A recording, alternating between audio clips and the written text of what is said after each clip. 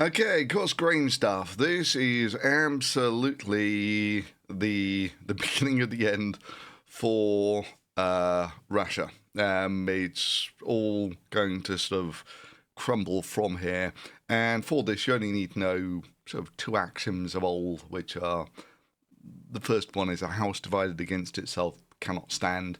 The second is if you get locked in a war of attrition with a bigger and better opponent, uh, it's you're going to lose. And the question is, how many body bags are you going to fill along the way? So what we got here, yeah, this obviously is Ukraine, and there's a bit. Actually, before we do that, you need to know where Rostov on Don is, and Rostov on Don is down. There we go, right on the tip of the Crimea. This guy here, right? And you need to know where Moscow is. This is about right. Good. All right. So, where are we at?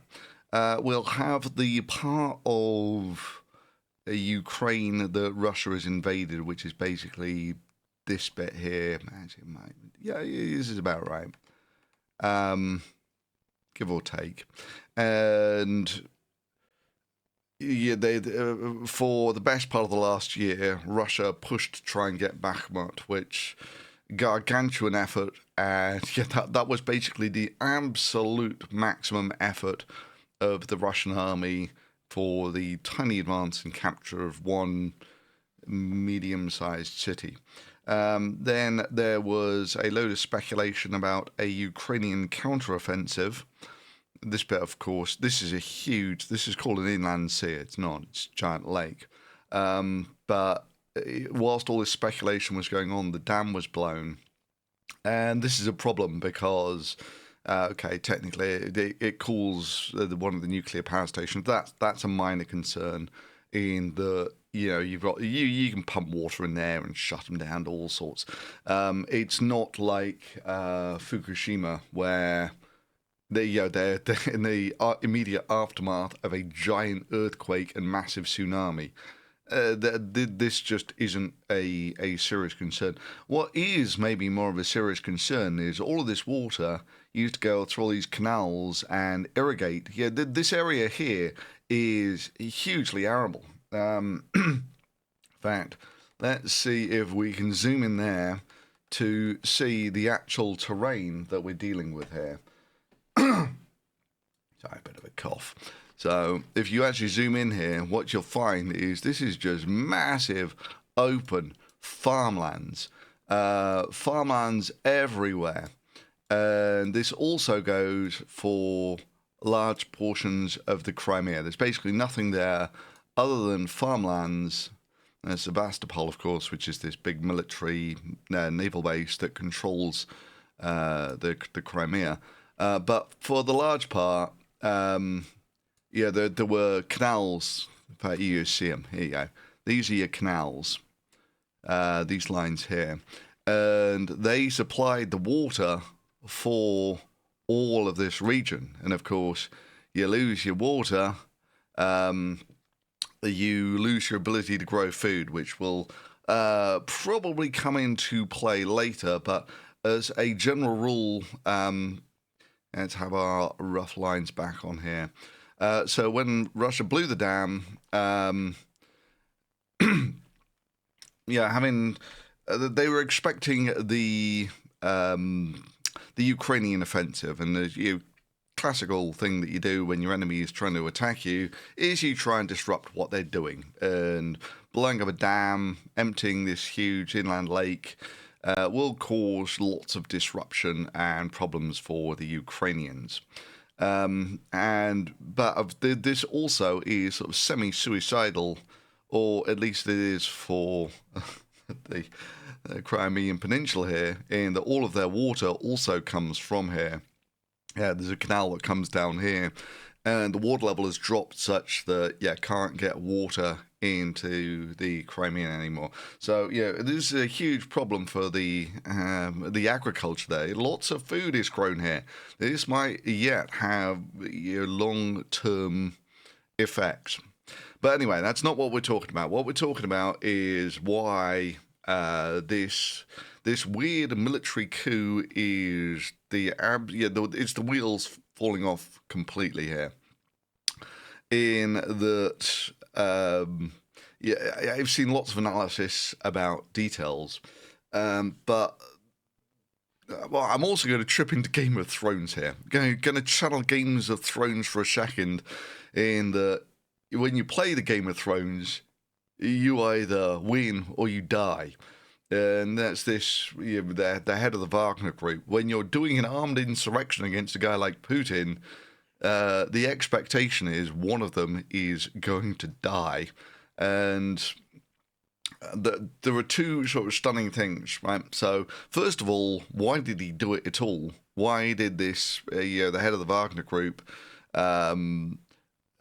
take all of his troops? They got to Rostov-on-Don, and then they were driving up the M4 highway here, and they get about halfway to Moscow, and then they sort of quit and go back. And now the head of the Wagner Group is going to live in exile in Belarus, for which this is the usual thing with these military leaders. The second they move away from the army, they lose all of their protection, and then they're immediately vulnerable to getting killed, or they're much, much more vulnerable to being killed, which is an interesting thing. Why would you... you would know this was sort of almost the only outcome here, so why would you do such a thing? Now, you've always got to be a little careful in trying to put... you think that you're a rational person, so you try to think, well, what are the rational reasons that you could do it? It's not necessarily true in that not everyone is rational. And it also goes into how people make their choices. Anyway, the important thing is that if you're looking for a rational reason, the most obvious one is what seems to have sparked all of this off was the head of the Wagner Group said that the Russian military had sort of bombed them.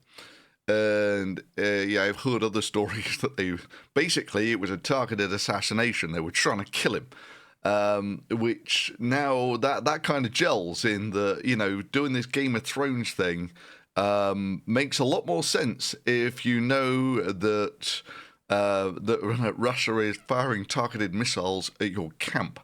In other words, he was on his life was under timer anyway. I'm not so sure that leaving his Wagner military group and going to live in exiles. Putin's enemies have a tendency of falling out of windows and dying of polonium and that sort of thing. So, no, but yeah, this was old school Russia. I have so many doubts that current Russia has these sorts of capabilities. I don't know, maybe their assassins are still, or there's some good assassins left. But anyway, the bottom line is that what with all of Russia's military being deployed on this front line here, when the Wagner Group starts heading up here, Russia basically has nothing. Putin has nothing. And so they're all sat here in Moscow, all these oligarchs and Putin, and most of them seem to have either, there's a sort of silence. Putin was meant to have fled to St. Petersburg, which is off in this direction. It's on the edge of the Baltic. And all of the oligarchs, it is the problem for everyone. When two people play this Game of Thrones, the military coup, you either side with one or the other, and if you back the wrong people, then you're going to end up dead. And so a load of the oligarchs who are Putin loyalists have kind of fled Moscow as well. Now, the Wagner Group, they get halfway up and then they just head back. And it's not entirely clear why the hell they did that.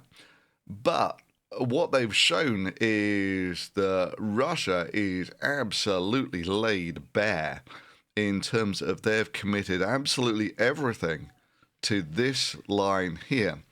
And even at that, they are losing in a battle of attrition.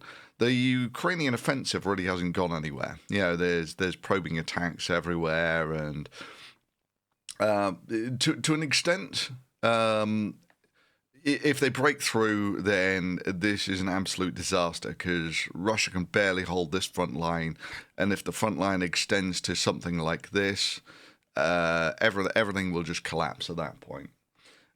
So this is where it comes down to, if you're locked in a war of attrition with a larger enemy, you're kind of screwed. And lots of lessons from history here. Ironically, when Germany, it's all the way over here, World War II, their kicking off line was somewhere around here, and the three German military advances went this way and this way and this way, and ironically, this is almost where their front line ended up at the end of the first year, but by that time they were spent. They could barely hold the front line, and they were locked in a war of attrition with a bigger enemy, which, thanks in part, in fact, thanks a lot in part to being supplied by their allies, they were locked in a war of attrition with a bigger enemy who was better supplied. And after that, it's all over bar the kicking and the screaming. There was a similar thing with what was it? World War II. Also, the Pacific Campaign, fighting Japan. Again, America had vastly more resources than Japan, and if you have more stuff, wars of attrition are absolutely fine because you just grind down the enemy and then you win. And in America, that happened, not Wake Island, the other one, Guadalcanal. There we go. Guadalcanal was this huge war of attrition. And both sides were basically throwing everything that they had into Guadalcanal. But, for America, the losses were completely acceptable. And for Japan, they were effectively irreplaceable. And so after Guadalcanal, once Japan had basically lost the ability for offensive war, then lost the ability for defensive war, you just get ground into the dirt. And this is basically what's happened on this front line. Is it's been an attritional war. And this might also be part. The Wagner Group has been progressively more vocal about, we don't have enough ammunition. They're not sending us what we need. We don't have supplies. We can't effectively fight this war. And they're the sort of best equipped and most effective out of the Russian army. And there were rumblings going on that you have to read between the lines with all of these things, that the Wagner Group had been starting to get incorporated into the Russian army. They were making them sign contracts with the Russian army, not the Wagner Group. And essentially they were being absorbed into the Russian army. Again, not something you do unless you're kind of desperate. So what will inevitably happen here is everything has been atrophied away. This recent coup, or not coup, military mutiny, has absolutely shown how wafer thin Putin's hold on power is. And he's sort of surrounded. In Moscow, he's safe away from what's happening on the front lines. But defeat is basically inevitable here. That once you've lost the ability, they've lost the ability for offensive war in Bakhmut, and now it looks like they've lost the ability for defensive war as well. This is probably related to the stresses of the situation, where you get to this, house divided thing. And once you're into the house divided thing, where you're looking at turning your guns on your own people, civil war, that sort of thing. And it's been very tough for Putin, because all this time Wagner Group were the heroes of Russia. And now all of a sudden he's saying that they're traitors and this act of treachery shall not go unpunished. He's saying that on one day. And on the very next day, it's like, nah, all forgiven and forgotten. And, head of Wagner Group is going to live in exile in Belarus. So, yeah, it's the beginning of the end. As long as Ukraine is being supplied with First World weapons, Russia has essentially blown everything that it's got. Its defensive maneuver of blowing up the dam, that's gone. It's just going to be atrophy, and eventually the front lines will collapse. And at that point, it's basically all you need is the troops to drive through. And once you get to this sort of scenario, all of this becomes immediately vulnerable, right? So all of that sort of comes back in one, and now your front line for Russia almost doubles when you do this. And bear in mind, they could barely hold this. So after that, you expect these things to kind of accelerate. And Putin and his he's demonstrable. It's in front of the whole world, all of this sort of psychodrama played out with, the Russian army desperately trying to seal off Moscow. And whilst they technically had lots of troops there, the thing is that, they might not have wanted to die today. The Wagner Group, they were like battle hardened. They were out for, they launched attacks on us. They were out for, they had a purpose. The guys defending Moscow, first of all, do we really want to fire on our own guys? And secondly, they didn't sign up for fighting a war if you're basically just defending Moscow. This could have gone very differently, but to an extent, if you're looking back to your calls in history, again, let's go back to World War II and the failed assassination of Hitler, which was, almost a year before the end of the war. The thing is that even though technically the assassination failed, it really rattled Hitler. And it was more or less the same reason. The army knew that they were in a war of attrition with a bigger enemy, and this, victory or death attitude was going to end up badly for the army. It was going to end up badly for Germany. And therefore, your only real chance is to kill Hitler and try and sue for peace. But even though it failed, the thing is, it showed the splintering of the solidarity behind the dictator. And again, it's the house divided against itself cannot stand. Hitler at that point, killed a load of people. I forget how many, a few thousand killed. But, these are now military leaders who you desperately need. You need competent military people, to fight the war with. And, can't go and execute too many of those when you're basically on the defensive in warfare. Anyway, so that's why it is absolutely the end for Putin. Well, it always kind of was. The second you have the two factors of a war of attrition with a bigger enemy, you know where the macroscopic things are going to push this. Okay, so, I hope you enjoyed that. If you did, maybe consider dropping a like on the video or subscribing, and I will see you next time.